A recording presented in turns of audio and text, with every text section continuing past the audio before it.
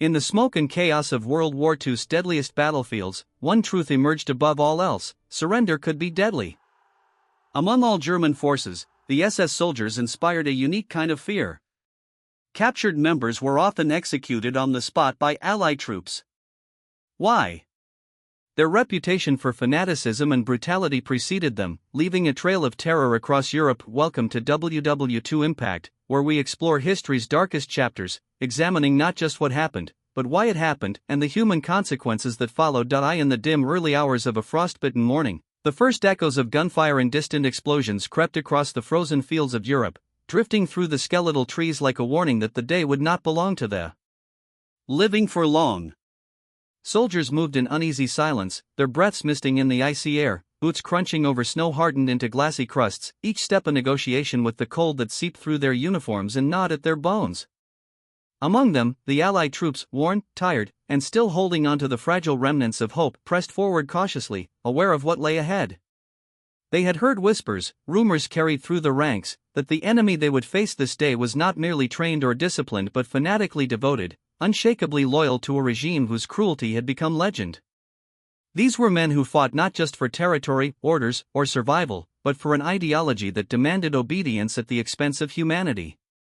And in the trenches, in the shattered villages, in the forests scarred by artillery, the soldiers knew the stories were true. To encounter the SS was to glimpse a darkness that moved, breathed, and struck with terrifying precision. The landscape itself seemed complicit in this sense of dread. Snowdrifts molded into unnatural shapes by the wind, frozen mud cracked beneath the weight of armored vehicles, and shattered buildings offered no comfort, only stark reminders that the past battles had left scars deeper than the earth could show. Smoke curled lazily from smoldering ruins, carrying with it the bitter scent of burnt timber and the metallic tang of blood that had long since soaked into the soil. Through this, the Allied troops advanced in tight, deliberate formations, rifles held low at first, scanning for movement that might betray an ambush. Every shuddering of a window, every muffled thud from beneath the snow, could be a harbinger of sudden death.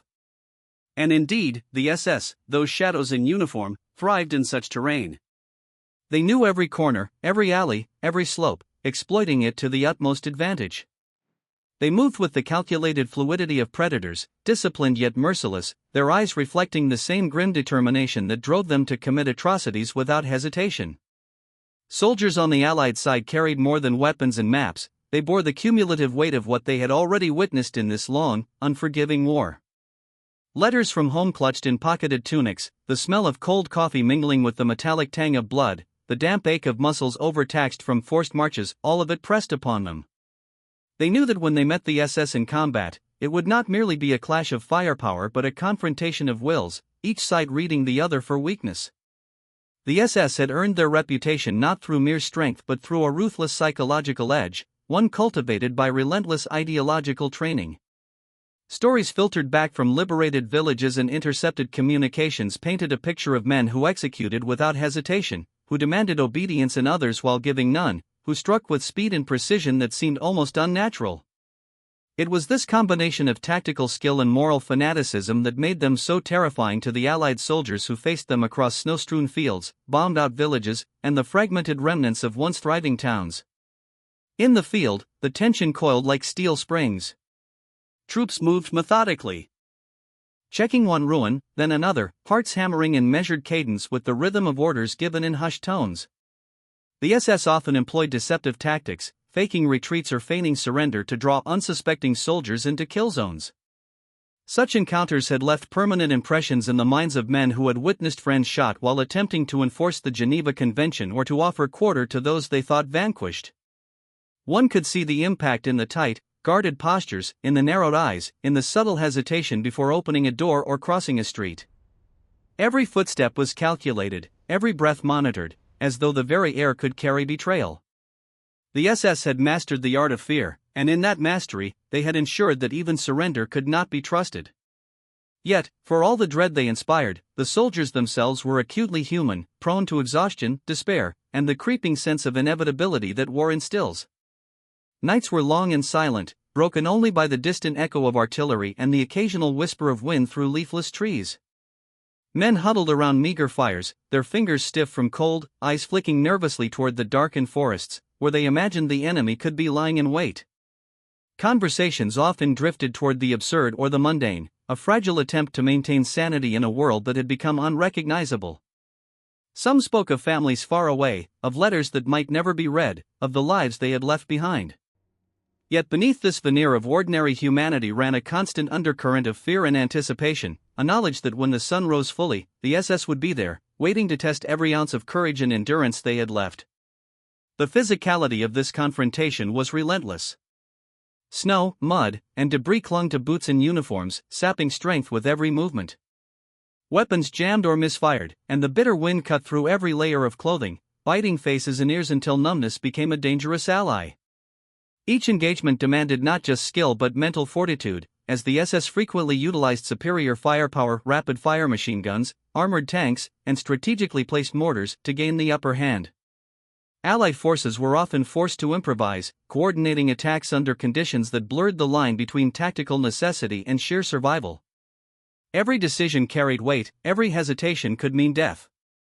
And yet, the men pressed on, driven by duty, camaraderie, and the fragile hope that justice for those they had lost might be exacted in the next engagement. Amid the chaos, one could glimpse the SS in their element, disciplined, alert, and horrifyingly efficient. They moved like shadows across the snow and rubble, rifles poised, eyes scanning for weakness, bodies trained to react instantly. They struck swiftly, and when victory was not an option, they retreated only to fight again, leaving fear as their signature. Rumors of their actions, mass executions, atrocities against civilians, and brutal reprisals traveled faster than the soldiers themselves. Each story added layers to the psychological battlefield, creating a context in which even brief encounters could spiral into life-or-death confrontations with profound moral and tactical implications. And yet, in the midst of this frozen terror, small moments of human reflection persisted.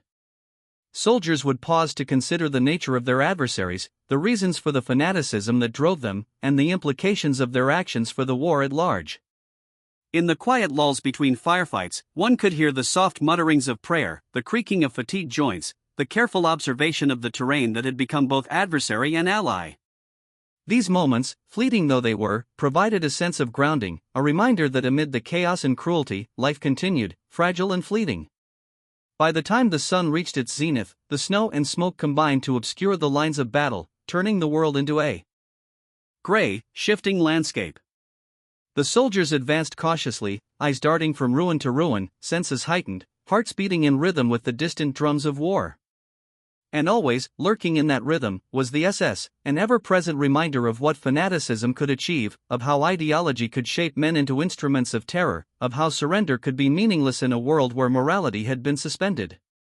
As the day drew to its close, and the echoes of combat faded into the early evening chill, the soldiers of the Allied forces carried with them a deepened understanding of the SS, not merely as enemies to be defeated but as a force that embodied the darkest capacities of human obedience and cruelty. They had seen the skill, the ruthlessness, and the fanaticism firsthand, and in doing so, had felt the profound psychological weight of facing an opponent who could not be reasoned with, only confronted, and whose legacy of terror would linger long after the battlefields had been abandoned and the snow had melted into mud. The roar of artillery split the morning air like jagged glass, the concussion shaking the frozen earth beneath the boots of soldiers who had long grown accustomed to the intimate, unrelenting presence of death. Smoke and dust mingled in the low sunlight, creating a murky haze that blurred the lines between enemy and terrain, between village and battlefield, between life and the ever-present possibility of obliteration. Amid this chaos, the Waffen-SS moved with a fluid, terrifying precision, their movements dictated by years of meticulous training and the iron discipline of an ideology that demanded unquestioning loyalty. The ground itself seemed to pulse with tension as troops advanced, rifles cradled, eyes darting over rubble-strewn streets and shattered cottages where the faint scent of burning timber hung like a silent warning. Allied soldiers, hearts racing and fingers icy from the morning frost, took each step deliberately, aware that any miscalculation could be fatal, that the SS would exploit the smallest hesitation with lethal efficiency. The soldiers' senses were sharpened by dread. The cold gnawed at exposed skin, turning fingers and ears to numb, yet the brain remained hyper-alert, processing every sound, the distant rat-a-tat of machine guns, the tremor of tanks in the distance, the soft crunch of snow under the enemy's boots. Whispers of previous encounters echoed in memory, tales of civilians executed, villages burned, and captured soldiers dispatched without mercy. Every tale compounded the fear, each report of SS ruthlessness layered a psychological weight that pressed upon the men, making their muscles taut and their reflexes sharper.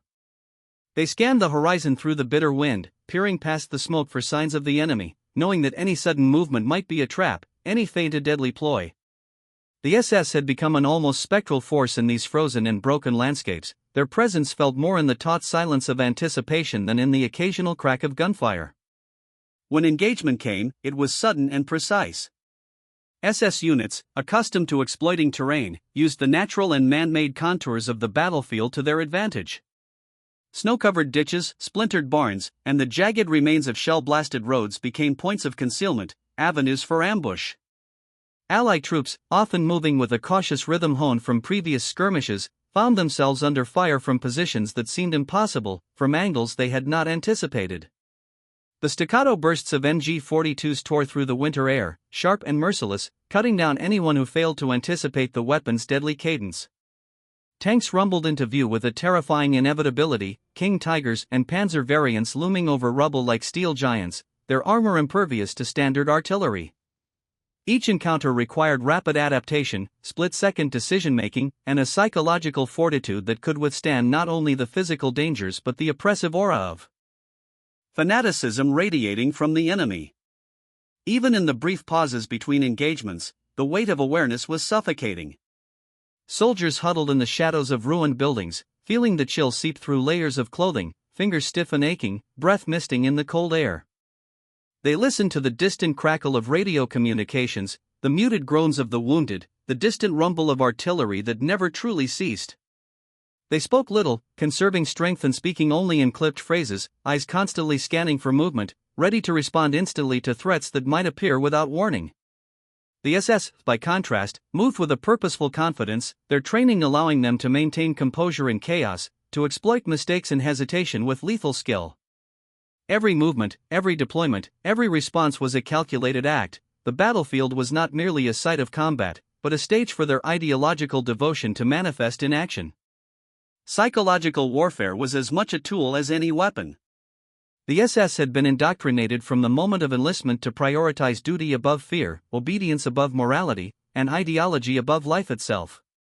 Their superiors reinforced the notion that mercy was a weakness, that hesitation could invite death, and that fanaticism was both shield and sword. Allied troops, aware of these teachings, carried an invisible burden, the knowledge that any misjudgment could be exploited by adversaries who not only fought to survive but fought to impose their ideological will, to punish and terrorize. Encounters became mental contests as much as physical ones, with fear and uncertainty shaping decisions and reactions, dictating movement and strategy in ways that were both subtle and profound. Amid this tension, individual actions carried outsized weight. A single soldier's decision to advance, to hold position, to fire or refrain could determine the fate of many. Observation became a matter of survival, as did understanding the psychology of the enemy, the patterns of movement, and the predictable ruthlessness that underlay each engagement. The SS utilized deception with methodical precision, feigning retreats, exploiting terrain, and employing sudden, concentrated fire to maximize casualties and disorient their foes. The winter landscape, with its frozen rivers and frostbitten forests, became an extension of their strategic intent, a partner in execution that enhanced their lethality.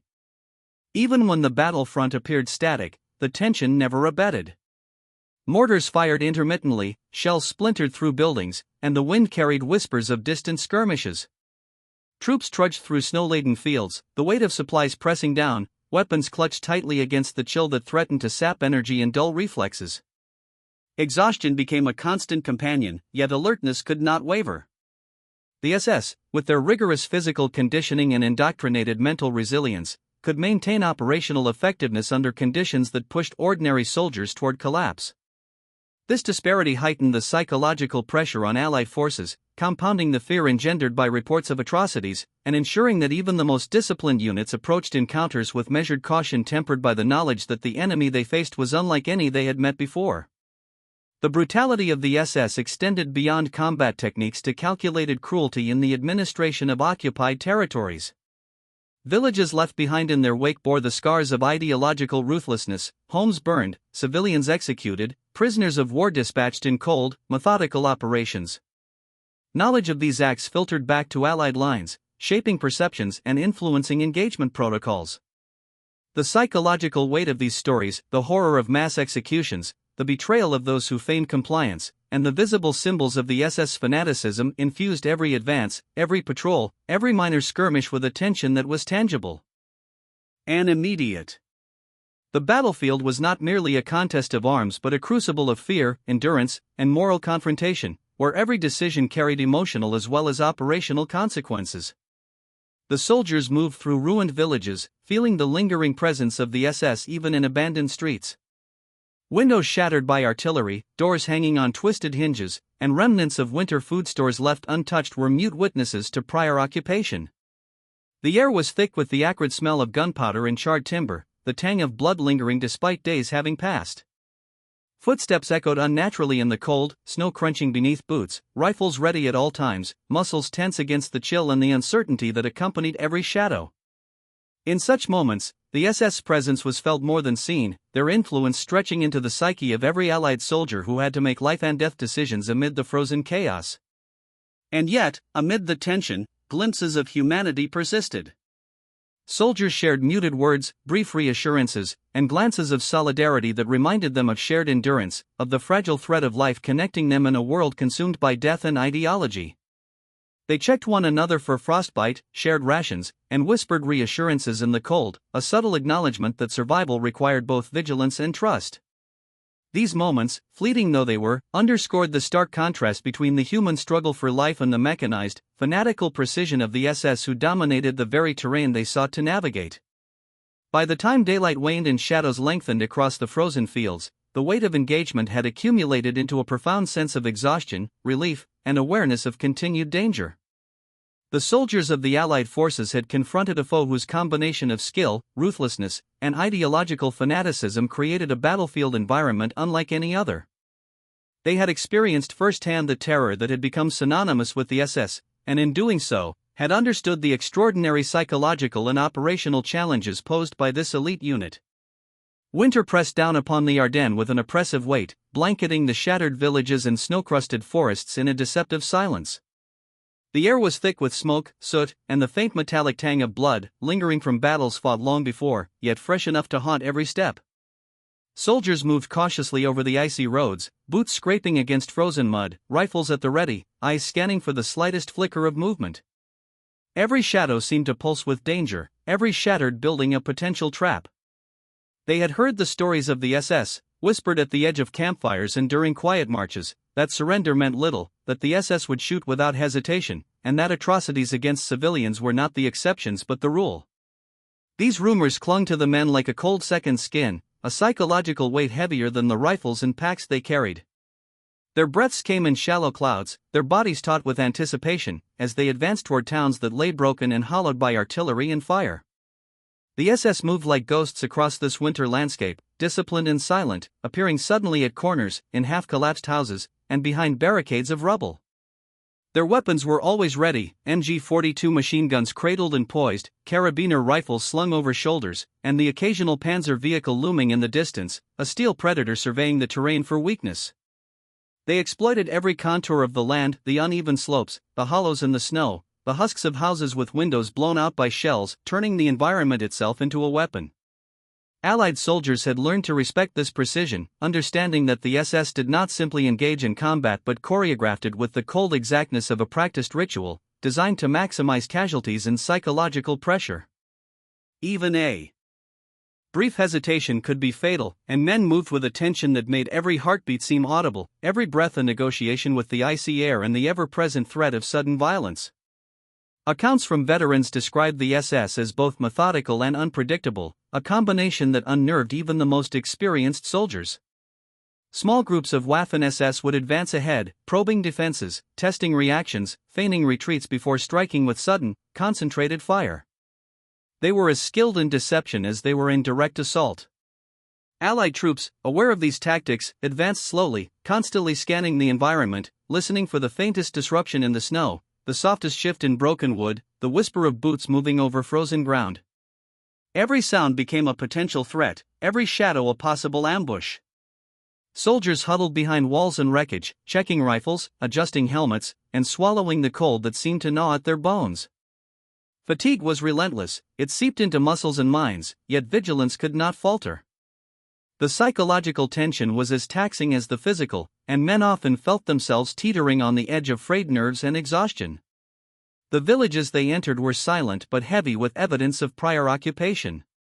Houses burned from previous shelling still smoked, and the faint scent of charred wood mixed with the cold, metallic tang of blood. Corpses, frozen and left where they had fallen, served as grim reminders of the ruthlessness that had passed through these streets. The SS had developed a reputation for instilling terror not only in the military but also in civilians, striking fear that would ripple through communities for generations.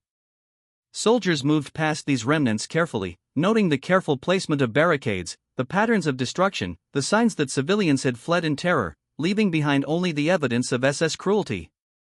Even in moments of apparent calm, the air carried the oppressive knowledge that these men could appear suddenly, that mercy was not a strategy they were trained to offer, and that brutality was part of their operational doctrine. Beyond the immediate battlefield, the SS reputation had already seeped into the consciousness of Allied soldiers through reports, intercepted communications, and whispers from liberated civilians. Tales of massacres, villages razed to the ground, and the indiscriminate execution of prisoners created a backdrop of fear that was as potent as any weapon. During engagements, this knowledge amplified the tension, making every encounter a crucible of both physical and psychological endurance.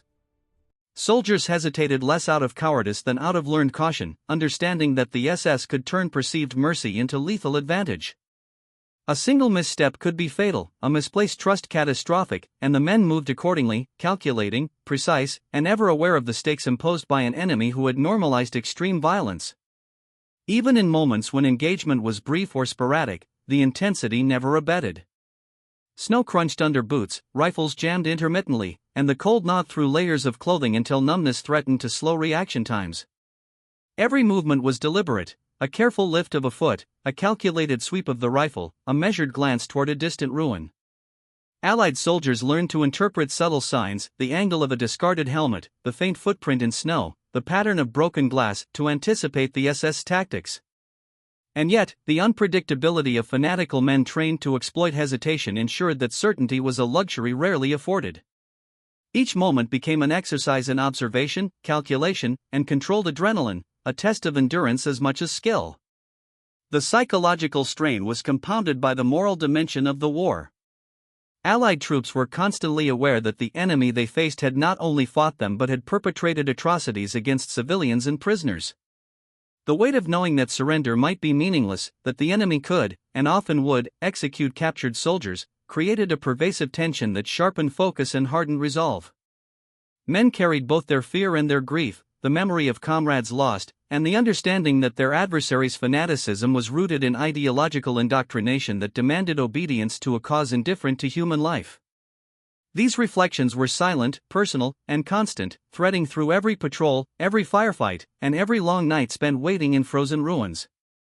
Through forests thick with frost and villages still echoing with the memory of previous violence, soldiers pressed on. The SS presence was felt as much in the atmosphere of fear as in the sporadic gunfire, in the cautious way a unit advanced down a street, in the hesitation before entering a ruined house, in the calculation that every step could reveal an ambush. Every engagement required adaptability, every encounter demanded awareness of both terrain and psychological warfare. Soldiers learned to move as a cohesive unit, to anticipate threats, to manage the interplay of exhaustion, cold, and fear, knowing that survival depended on both skill and vigilance. By the afternoon, the battlefield seemed frozen in a tense stasis, the shattered villages and snow-laden forests echoing with the distant percussion of artillery. Allied soldiers moved cautiously, aware that the enemy's ruthlessness extended beyond the immediate fight to the broader consequences of occupation, indoctrination, and prior atrocities. The knowledge of the SS' capacity for both calculated combat and indiscriminate brutality weighed on every decision, influencing movement, timing, and tactical judgment. Even in moments of quiet, the oppressive weight of history, ideology, and anticipated violence permeated the landscape, shaping both perception and action in ways that were inescapable. The SS' combination of combat proficiency, ideological fervor, and psychological manipulation created an environment in which fear was both weapon and consequence. Allied soldiers understood that survival required not just physical skill but mental. acuity, moral resilience, and the capacity to confront brutality without succumbing to despair. They advanced, step by cautious step, through snow, smoke, and ruin, carrying both the weight of past horrors and the awareness of what lay immediately ahead. The enemy's reputation, forged in massacres, village raids, and battlefield cunning, imposed a constant tension, ensuring that each encounter was suffused with both operational and emotional stakes. Snow fell in fine, powdery flakes, clinging to the ragged uniforms and helmets of soldiers as they moved cautiously through the remnants of a village reduced to splintered timber and smoking rubble. The air was brittle, each breath a visible cloud, mingling with the acrid scent of gunpowder and the distant smoke of burning buildings. Footsteps crunched over icy debris, muffled by the howling wind that cut across the battlefield like a knife, and every soldier knew that the quiet was dangerous, too quiet, in fact, signaling that the enemy might be watching from a shattered doorway, behind a toppled wall, or concealed within the skeletal remains of a house. Allied troops advanced in slow, deliberate formations, rifles at the ready, their senses straining to catch even the slightest sound.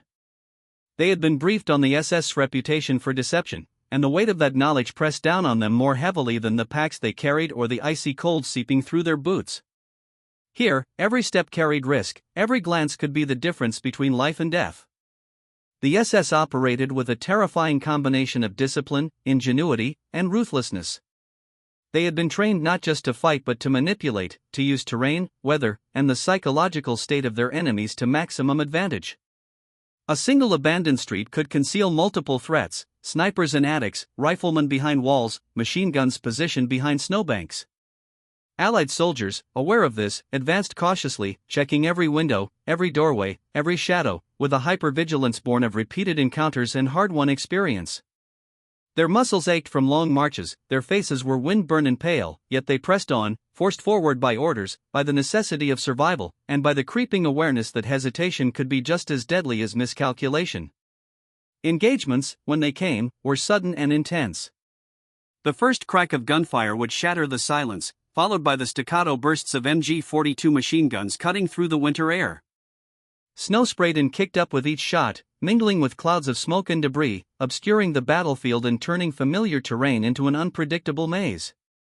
Tanks rumbled over ice-crusted roads, their tracks crushing whatever lay beneath, and artillery shells exploded in the distance, sending plumes of dirt and rubble skyward. Every encounter required split-second decision-making: advance, retreat, suppress, or hold. Allied soldiers learned quickly that the SS often employed feints, staged retreats, and deceptive maneuvers designed to lure them into kill zones. Trust could be fatal, and men moved with a blend of aggression and caution, constantly scanning, calculating, and ready to react. The psychological toll was immense. Each man carried the memory of friends lost to sudden ambushes, of towns burned, of villages where civilians had been executed for the slightest perceived resistance. The SS' reputation for cruelty was well known, and it informed every tactical decision, every cautious step, and every defensive posture. Even when the enemy appeared to surrender, suspicion ran deep. Soldiers learned to approach captives with vigilance, to check for hidden weapons, to anticipate ruses designed to exploit human empathy. It was a war of both action and anticipation, where understanding the mindset of the opponent could be as important as knowing the terrain or mastering the use of one's weapons. In the midst of these engagements, the physical strain on the soldiers was relentless. Frostbite crept over. Exposed skin, joints stiffened painfully with the cold, and muscles trembled from the combination of exhaustion and adrenaline. Their packs weighed heavily, rifles and ammunition adding to the burden, yet alertness could not falter. Each patrol, each advance, demanded focus and the capacity to process multiple threats simultaneously: the sound of movement in rubble, the glint of metal through shattered windows, the pattern of footprints in snow that might indicate a trap or a hidden sniper. Even small errors carried high stakes, and men often moved with a mixture of instinct, training, and nerve honed over months or years of grueling conflict. Deception became a constant theme in engagements with the SS. Feigned surrenders, sudden bursts of fire, hidden weapons, and improvised ambushes were common tactics, exploiting the Allied soldiers' adherence to codes of honor and humanity. Units learned to anticipate these behaviors, yet the unpredictability of fanatical opponents made every encounter a tense negotiation between caution and action. One soldier recounted how an SS soldier, ostensibly surrendering, had hidden a small Luger beneath his coat and waited until his captor had lowered his weapon before firing. Moments like these left a lasting impression, shaping not just tactics but the mindset of entire units, fostering a combination of vigilance, suspicion, and swift decisiveness that defined every engagement. Amid the physical dangers, the emotional strain was equally pressing. Soldiers bore the weight of cumulative trauma, comrades lost in sudden ambushes, civilians executed in captured villages, and the constant awareness that the SS operated under a doctrine that valued ideology over life. Even brief pauses offered little respite, as the sound of distant gunfire, the rattle of tank tracks, or the crackle of a machine gun could trigger a surge of tension. Men whispered brief updates to one another, shared silent reassurances, and checked each other for signs of frostbite or fatigue, knowing that survival depended as much on cohesion and trust within the unit as on skill or weaponry. The battlefield demanded total engagement of body and mind, and failure to maintain that engagement often carried fatal consequences. As the day wore on, villages that had once been bustling became frozen tableaus of destruction, doors torn from hinges, walls riddled with bullet holes, shattered furniture spilling into snow-laden streets. The air was thick with the smell of charred wood, spent gunpowder, and lingering blood. Movement through these environments required extreme caution. Every corner could conceal enemy fire, every building could be a death trap. Yet, for the SS, such terrain offered opportunity. Their knowledge of local structures, combined with rigorous training in deception and ambush tactics, allowed them to dominate spaces where Allied forces could only advance with deliberate caution. Soldiers developed a rhythm of scanning, moving, and covering one another, a dance dictated by both strategy and survival instinct, aware that any lapse could be exploited instantly. Even under relentless pressure, soldiers noticed small indicators of SS planning and discipline, the careful placement of barricades, the marks of previous skirmishes indicating tactical foresight, and the rapid, precise movement of enemy units that suggested both training and fanatical resolve. Engagements were not merely physical confrontations but contests of perception, judgment, and endurance, testing the limits of men's mental and physical capacity. Allied troops moved with a mix of learned caution and aggressive necessity, each patrol a negotiation with risk, and each encounter a confrontation with opponents who would fight to the death, driven by belief and indoctrination. The cold pressed on relentlessly, snowflakes falling into rifles and into eyes, masking movement and amplifying tension.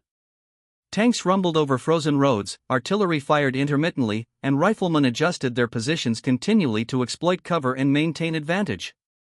Soldiers learned to interpret subtle cues. A shifted window shutter might signal an ambush, a footprint pattern in snow could indicate movement behind walls, and the sudden silence that fell in a village often preceded a lethal volley. These nuances defined survival, and each man moved in a state of heightened awareness that taxed both mind and body. The SS approach to combat, rooted in fanaticism and ideological commitment, transformed even ordinary engagements into life-or-death struggles. They refused surrender, utilized every available tactic for advantage, and instilled fear through both reputation and immediate action. For Allied troops, encounters were exercises in vigilance, endurance, and moral reckoning, requiring rapid, precise decision-making and an understanding of human behavior under extreme duress. Soldiers advanced, retreated, observed, and acted in a continuous flow of awareness, responding to a foe that combined lethal skill with the psychological edge of fanatic devotion.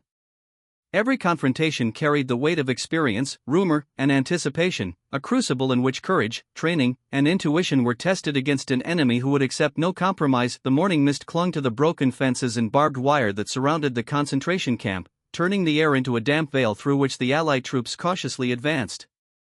The smell hit them first, a nauseating mixture of decay, smoke, and the acrid tang of human suffering that lingered stubbornly, searing itself into memory before the eye could fully process the scene.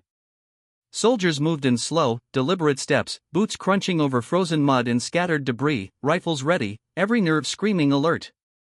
The camp, once a hive of calculated terror, now lay eerily still, the faint rustle of wind over empty barracks punctuating a silence that felt unnatural, heavy with expectation. Even seasoned men, hardened by months of battle, felt a visceral apprehension as they passed through the gates, the grotesque remnants of SS cruelty visible in every direction, skeletal figures wrapped in tattered clothing, railcars crammed with bodies, ovens cold but ominously present, and the faint, persistent evidence of executions carried out just days prior.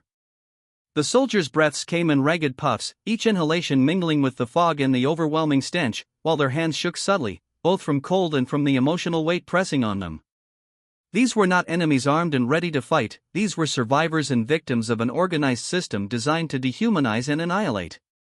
Men instinctively lowered their rifles, uncertain whether to offer aid or maintain defensive posture, acutely aware that the shock of what lay before them could erode concentration at any moment. For some, memories of fallen comrades in the field paled in comparison to the horror they now encountered, the methodical cruelty of the SS, the skeletal prisoners forced to perform labor under unrelenting conditions, and the twisted efficiency that had made murder routine and systematic. Every detail screamed of deliberate terror. The barracks, once orderly and strictly regulated, were now hollow shells, floorboards warped and splintered, walls streaked with soot and grime, and bunks flattened or overturned from forced evacuations or executions. Faint scratches, dried blood, and crude carvings bore witness to the anguish that had been inflicted here, and soldiers moved through the space as if stepping over invisible tripwires of trauma. The railcars, rusted and immobile, offered perhaps the most harrowing tableau: emaciated corpses packed together, some frozen mid-motion, others indistinguishable in their contorted final positions.